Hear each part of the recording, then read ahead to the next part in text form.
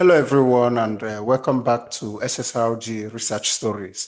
Today, I have with me a wonderful scholar by the name Dr. Ezulike Chigozie, and we will be talking about her new publication in the Gerontologist, which is a prestigious journal in the area of aging and gerontology. So, the title of the publication is "God Will Prosper You for Doing This for Me: A Phenomenological Exploration of Older Carers' Experiences of Informal Caregiving in Nigeria." But before I start asking the questions, I would want to give my guest the opportunity to properly introduce herself. Let's get to know her. Over to you. Yeah, thank you so much for the opportunity. Thank you.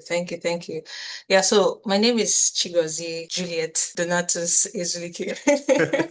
Yeah, so I have a background in social work and gerontology. So I identify as a social gerontologist. So my research focuses on healthy aging, intergenerational caregiving, well-being, technology and aging, and social policy. Yeah, so basically, and also I think I also do stuff on ethnic minorities. So I mainly adopt qualitative approaches in my research. So the idea is to give a voice to individuals, particularly older adults, those vulnerable, marginalized populations whose voices are not usually heard. So in those spaces where their voices are not heard, I try to use qualitative approaches to, make them seen and heard. Thank you. So, can you tell us a little bit about where you are joining us from today? Today I'm joining from Hong Kong, How currently is in the Hong weather Kong. in Hong Kong? Very hot. Quite hot. But I think this morning it's a bit cool. It's not so hot, but I think in the afternoon it's going to be very, very hot because it's just 10:30 a.m. So yeah, it's a bit cool this morning. But by afternoon it will be a bit hot. Yeah. You have to keep hydrating. Yeah, sure, definitely. You don't have a choice. Okay. Right.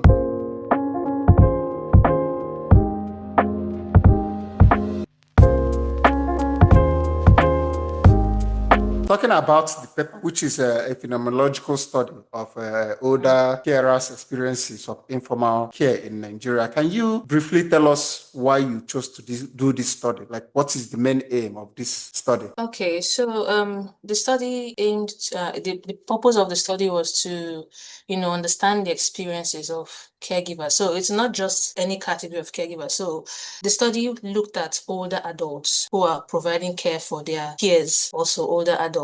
Interesting. Yes. So, So like the older idea, adults who provide care to other older adults. yes, Because in yes, aging, we usually don't think about the oldest old, like yes. different categories of older adults. Yes. So the idea is that from what I noticed from most studies in Nigeria, that, because of course, gerontology and aging research is still like a developing field in Nigeria. Most people just look at other aspects of, caregiving and all that. So I realized that most of the studies on caregiving in Nigeria actually look at adult children providing care for older parents. Yes, in the context of looking at adult children providing care for older parents, you now see, if you check the sample, most study samples have young and middle-aged individuals who are the caregivers. Yes. So those ones are the persons providing care for the older population. Yes. So there's this apparent, there's this subtle disregard for, the extent to which these young and middle-aged caregivers are transitioning into the status of older adulthood. So of And course, they with continue to provide help. yes, as population aging is, increasing, and there is longevity, increasing life expectancy across the world, even in Nigeria, most of these people continue in this caring role. They keep transitioning, even as older adults, they keep providing care.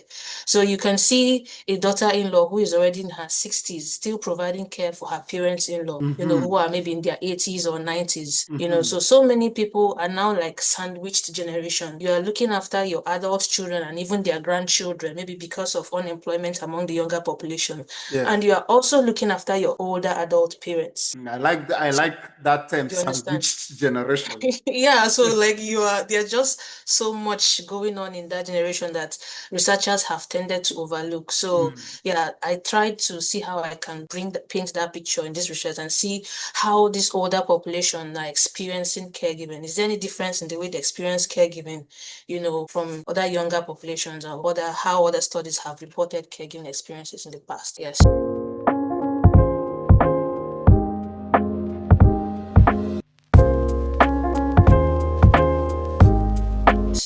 So can you tell us some of those experiences, like what you found in this study regarding older Okay. adults who provide care Mm. to other older adults? Okay, so yeah, actually they one of the find okay, so of course, like studies have shown that of course in terms of providing care, people experience negative aspects, right? So negative aspect maybe like impacts on health, employment, social life, so many aspects of life. Yeah, so it's also similar in Nigeria. So while they experience these negative aspects, positive aspects actually coexist with those negative aspects, right? Okay. So, like, but of course, now with the negative aspects that they've experienced, the first thing that people talked about was impact on financial aspects of their lives.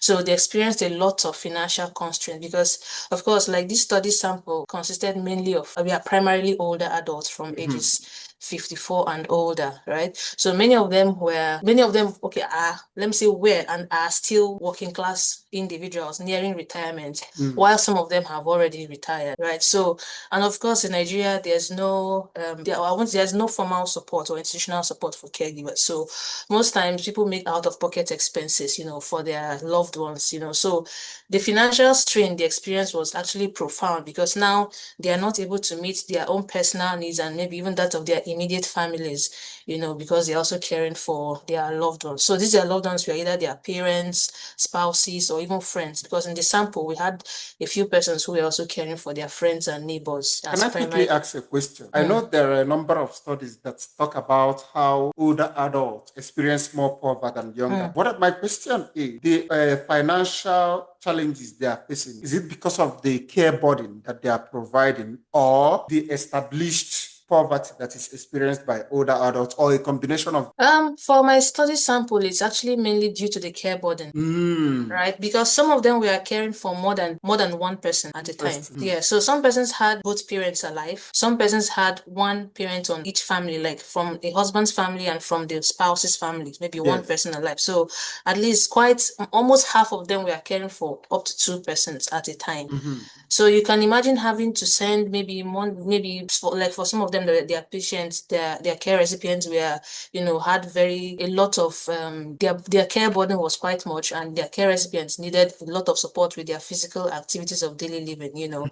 You purchase diapers, you purchase specific foods, purchase wheelchair, pay for medical tests, and many of them, these their care recipients didn't have any medical insurance. And Mm. for them as caregivers, their own maybe for because many of them were in civil service. So whatever Yeah. insurance policy they had only covered them and maybe their own immediate children. They didn't cover their older relations and all of that. So Mhm. out of pocket expenditure was just unavoidable. So that was where the main financial constraint came from. And you can imagine for those of them who were retired, they are also caring for their loved ones from their meager savings, from their pensions. And pensions don't come, how it is, it's not consistent, the Yeah. payment is, yeah, that was where the financial constraints emanated from. Okay. Again, one of the things that we found in the study was that caregivers experienced poor health. So, of course, because many of these participants were, this study sample consisted of older adults, many of them actually had underlying health conditions. So, some of them had like diabetes, some had arthritis, some of these old age related illnesses. Mhm. So some of them had more than two underlying medical conditions. So especially for the females, so you have your own health issues and you're looking after another older person. So many of them, in the process of caring for their loved ones, they have very little time for personal care, Mhm. little time to look after their own health, Mhm. especially among spousal caregivers, because now they are now more concerned on keeping their spouses alive, especially the females. Yeah. You're scared of becoming a widow. If you lose your husband, you know how it is. You know how widowhood in Nigeria could be. It's the adverse impact it could have on the widows themselves, the Yeah. social aspect and all that. So you do everything within your power to keep your spouse alive, take care of them, give them the best care, and then you neglect your own self. So many of them reported experiencing poor health.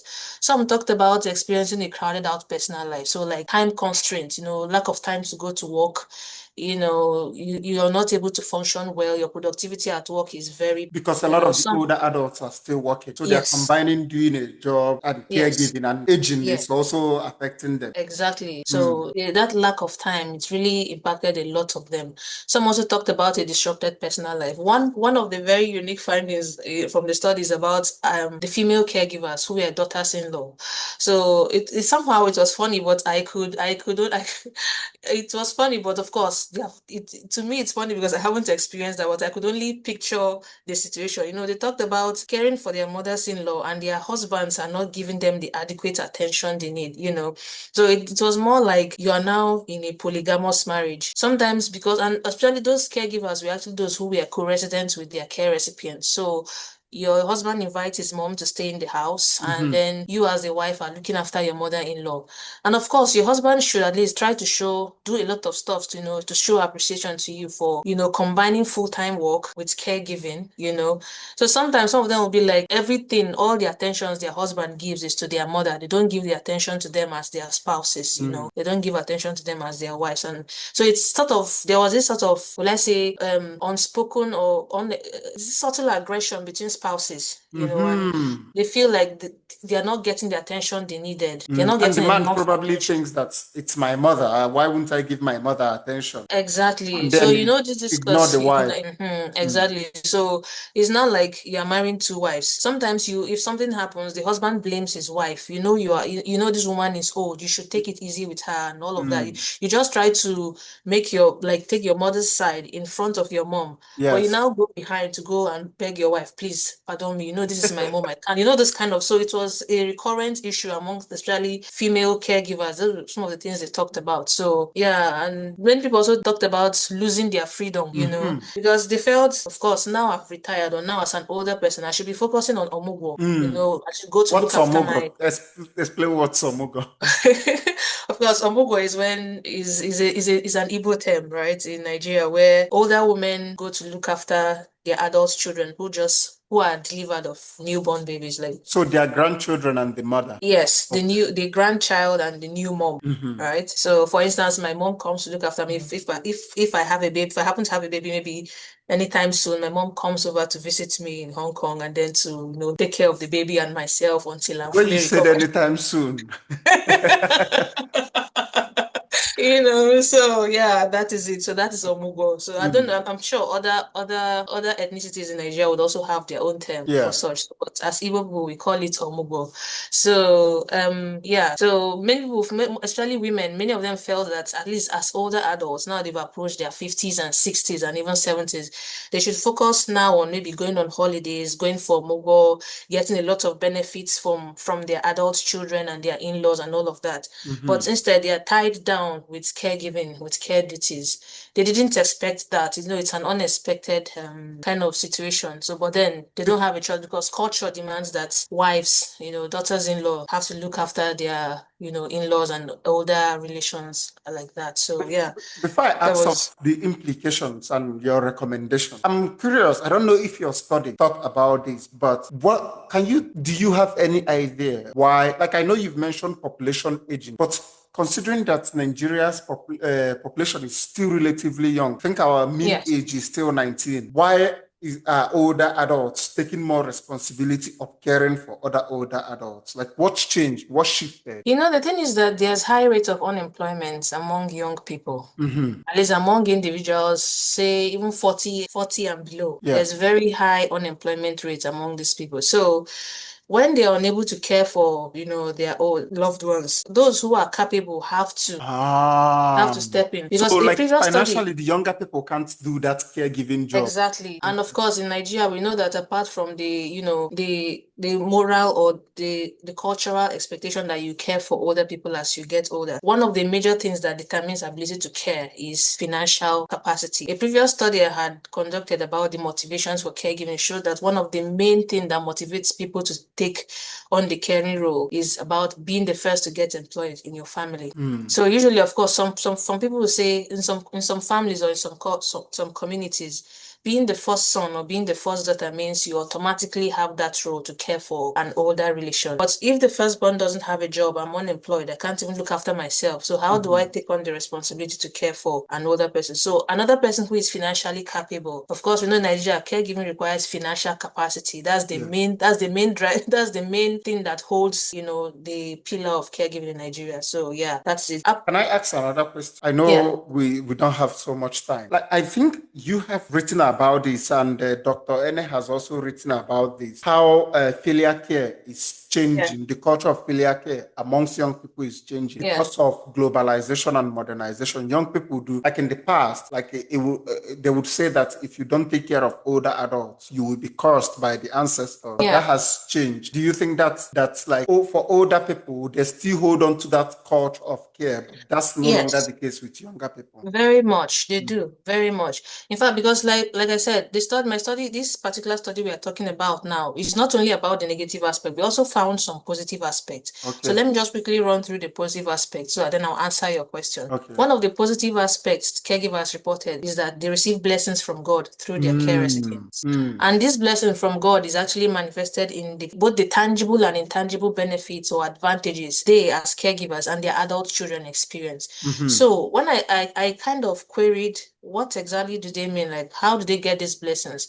So they talked about, of course, if you don't provide care, of course, maybe you'll be cursed, you won't live long, so many things. So for the blessings, they felt like they get their children, their adult children, in the midst of the high rate of unemployment in Nigeria, the adult children, all of them get jobs. They are So married, God is they have blessing them with yeah, long so life God is and their blessing them children's because of success. caregiving. Yeah, those successes in life. So, and I'm like, don't you think that this is this? Don't you think that this is like maybe it's just what people Coincidence just use all of or those things to luck scare or people. opportunity. Yeah. Yeah, maybe people just bring up some of those talks to scare people so that if you don't provide care, you believe that you'll be poor, or maybe it's the gods will curse you, or one thing or the other will happen.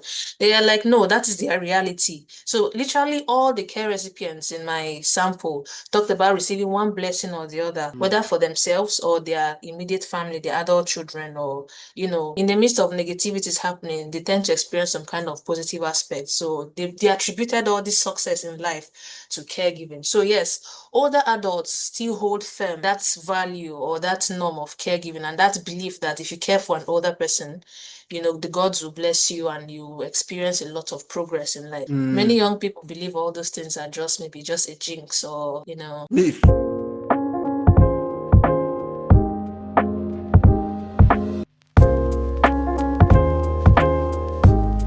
What do you recommend finally? Well, there are quite a number of recommendations I think are very important in this study. So one thing is, in order to alleviate the adverse impacts of caregiving, it's important to prioritize efforts to reduce the burden of caregiving on informal caregivers. So one way is to provide, to establish formal support services, So this can include maybe respite care. I know we don't really, the idea of having care homes is not really, it's Popular. still not a welcomed idea in Nigeria, but we can establish something like, I know Professor Okoye has talked about it a number of times, in some of her publications, have a community daycare center for older people. So caregivers can experience respite, in the morning time, you take your older adults, your relation there, maybe while going to work, leave them there. Those older adults can interact with their peers and, So who is supposed to establish this respite care? Is it the government it or can private individuals? there can be public-private partnership, even a community-based effort. Social workers can do that. Okay. But one way is government can, create this initiative, at least establish this. One way to establish, at least provide funding. Maybe you can say, okay, social workers, this is one thing you can do. Let us build maybe a community-based centers in different wards, in different local governments, in different communities. So for instance, even in UNN campus, somebody, even the VC or anybody could just establish something like that. This is Yeah. just for caregivers respite, a daycare center, for older people. You take your relations there in the morning time. By evening, you come and pick them, just like going for school run. You also have that for older people, Governments can do that. Individuals can decide to, just like a self-help stuff, have Yes. something like that. And yeah, people can volunteer to look after older people, run a time bank model, people can just volunteer their time and all of that. So another way is for government to provide financial assistance to caregivers. In different countries, just like even in Hong Kong, government provides stipends to caregivers. Other welfare states also do that. It's not like they are paying caregivers for being care for providing care for older people. people. Of course, many people have that is a responsibility, that's moral responsibility to care for older, but I think government can it's a support, good by recommendation providing because caregiving such it's a stipends. lot of labor. So it's also important, for also some healthcare interventions that can be, designed for older caregivers, both for themselves and their care recipients. And then another thing is like the cultural norms, these also are cultural norms that place important emphasis, caregiving responsibilities solely on family, because especially like as Igbo people, we believe that caregiving is primarily the responsibility of the family. Yes. Right? It's a primary responsibility of family, so other people shouldn't get involved. It's family affair. That cultural idea there should be some adjustment, because of course sometimes some cultures and traditions are detrimental to people in the long run. So there should be a way to modify some of these things. It should be reconsidered. So there should So be there's a need way for to cultural reorientation. Yes. So to enable the integration of more community-based and institutional support systems, to complement the efforts of caregivers is very, very necessary. So one last thing is that at least the findings from this study emphasize, the importance of value-driven care. There should be your care should be value-driven, So alongside policy, practice, and research interventions, So it's essential because they need to optimize the well-being, and the quality of life of both caregivers and care recipients. So it's not just to look after older people. Yes, you're looking after older people. What about the caregivers themselves? How well are they taken care of? So all this all boils down to government and then the individuals involved. If the government doesn't have that political will to start initiating one or two stuffs, to encourage these things, we as individuals can start our own self-help, in order to sustain this long-term caregiving in Nigeria, at least to sustain that culture of caregiving in Nigeria. These are just a few. Thank you so much, Dr. Ezulike. And Thank the you. paper would be linked in the description. So if anybody wants to read the full article to get more information, the future is old, the world is aging. So any way we can put in to continue progressing caregiving for older adults, it's very, very good. Thank you so much for your time. Thank you for the opportunity. I appreciate it so much. You're welcome. Thank you.